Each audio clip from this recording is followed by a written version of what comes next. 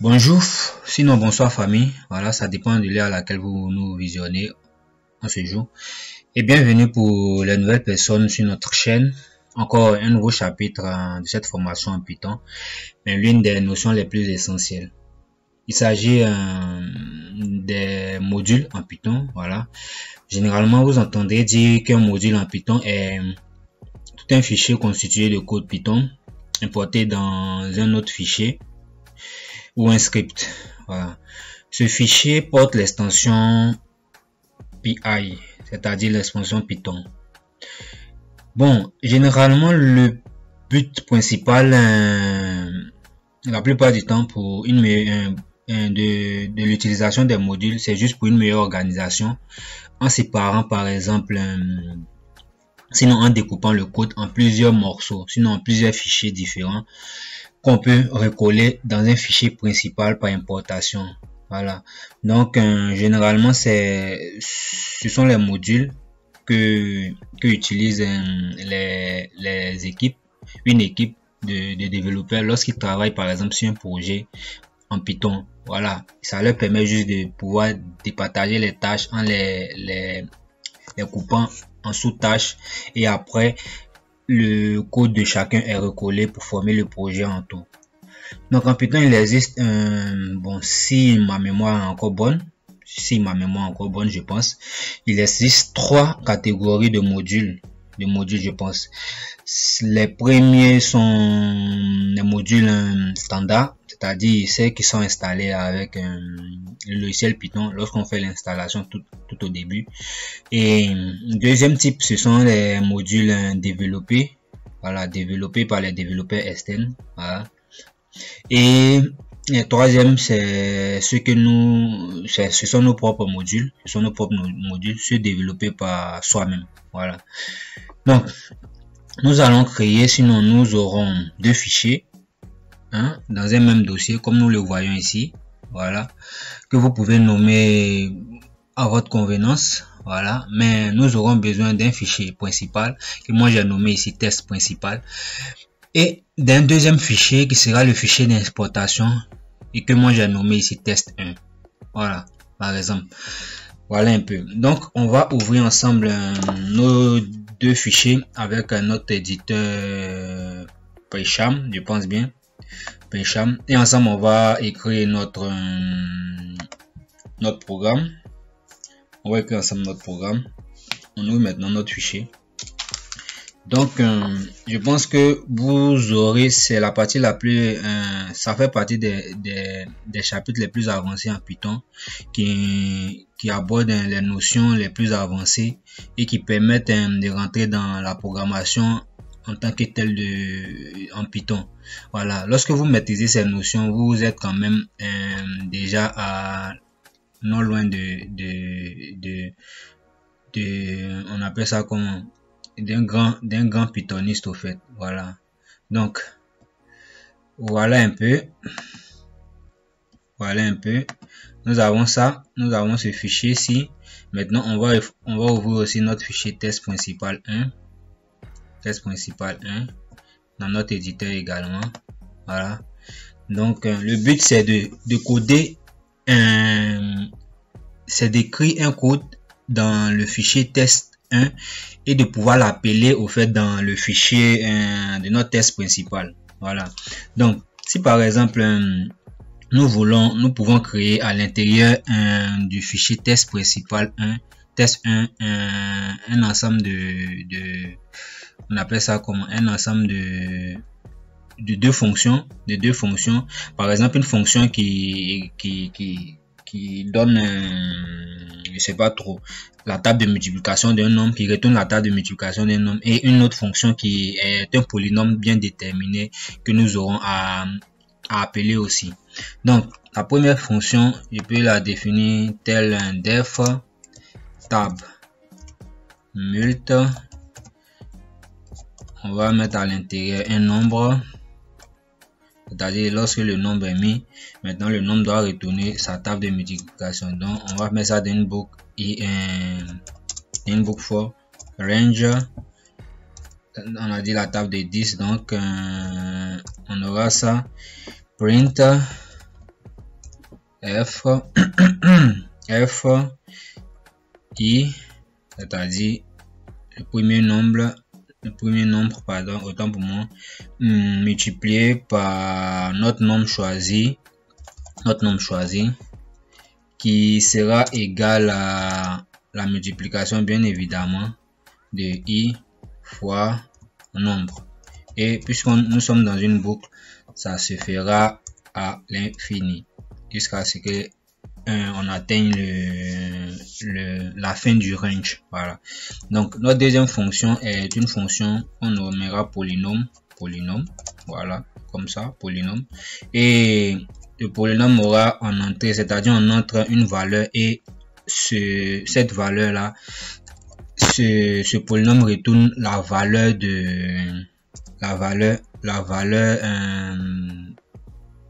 entrée sous forme la valeur entrée dans le polynôme, voilà, sous forme de valeur entière ou valeur décimale. Donc on a notre polynôme, c'est x carré moins 2x plus 1. Donc on aura x fois étoile, voilà, plus non moins, j'ai dit moins, voilà, moins 2 fois x plus 1. Voilà, donc voilà un peu notre programme, je pense bien, programme d'importation. Voilà, je pense c'est ça. On a deux fonctions comme je l'ai dit ici. Maintenant nous allons appeler ici notre fonction principale. Dans notre fonction principale, on appelle ça comment déjà là, notre module que nous avons écrit là-bas. Donc on fera quoi? Import test 1 qui est le nom du module, et on fera print notre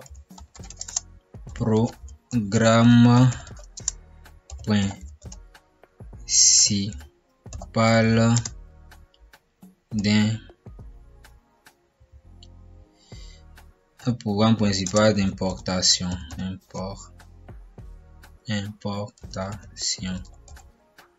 Voilà. Donc on aura ici on va faire encore un print. Non, on va faire print. Je sais pas trop la valeur print. C'est-à-dire maintenant on va appeler, on a déjà importé le module ici.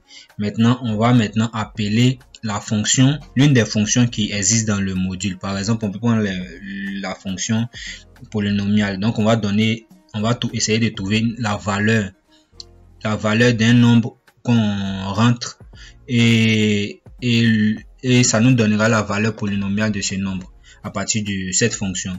Donc par exemple, si on dit la valeur polynomiale, la valeur polynomiale de 3 par exemple. Je prends un exemple simple de 3 pour le polynôme, je sais pas, notre polynôme c'est x, je pense bien x carré moins 2x plus 1, je pense, oui, plus 1 et 2. Maintenant on met ici on appelle maintenant notre fonction. Donc pour appeler la fonction, on met le nom du fichier, sinon du module, point, et maintenant voilà, tellement le PHP est tellement bien structuré que dès qu'on met le nom du module, il va directement chercher les fonctions, sinon les fonctions existantes dans ce module là, et il nous propose directement ici. Donc vous voyez quoi, on avait deux fonctions qu'on avait déjà écrites là dedans. Donc on a écrit la fonction polynôme, la fonction tab_mult. Donc ici, puisqu'on veut travailler avec la fonction polynôme, donc ici c'est la fonction polynôme écrite, et on avait dit on voulait retourner la fonction polynôme de 3. Donc voilà, et on avance, on va mettre un print ici. pour effectuer un saut de page. Maintenant, on va attaquer notre deuxième fonction. Donc, on va dire quoi? La table print, la table de multiplication de 4 est. Maintenant ici, juste en bas, on va faire le test encore. Test 1, point, et il nous propose encore la table mult de 4. Voilà. Donc, voilà un peu comment on appelle les modules. Le module, sinon, dans une fonction principale. Donc, si vous avez à peu près 2 ou 3 fichiers, c'est comme ça vous devez le faire. S'il y avait un test 2, test 3 qui, lorsqu'on colle, on forme ce fichier, ce programme principal, on allait tous importer ici, c'est-à-dire on allait import test 1, import test 2, import test 3, et c'est comme ça. Maintenant, lorsqu'on fait les importations, lorsqu'on veut afficher maintenant les différentes fonctions existantes dans ces différents modules, nous mettons déjà d'abord le nom du module et ensuite les noms des fonctions et maintenant les valeurs qu'on veut sortir maintenant en Python pour ces différents modules là. Donc ici on va essayer de run ça, exécuter ça, et on voit que il n'y a pas d'erreur au niveau de notre fonction qu'on a écrit. Donc on va au niveau du test principal.